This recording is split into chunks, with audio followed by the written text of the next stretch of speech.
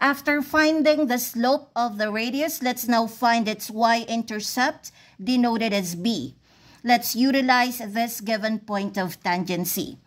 Take note that at the point of tangency, the tangent line touches the circle. And also at this point of tangency, the radius and the tangent line meet and form a 90-degree angle. Therefore, this point is also an endpoint of the radius. So we can use these coordinates as replacements for the x and y of the equation of the radius.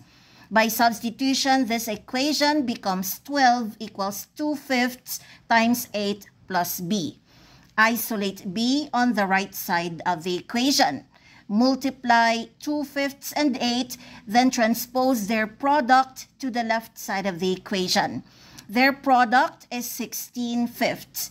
By transposing 16/5 to the left side, it becomes negative.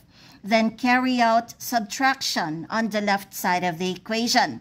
This whole number is equivalent to 60/5, and the difference between these similar fractions is 44/5.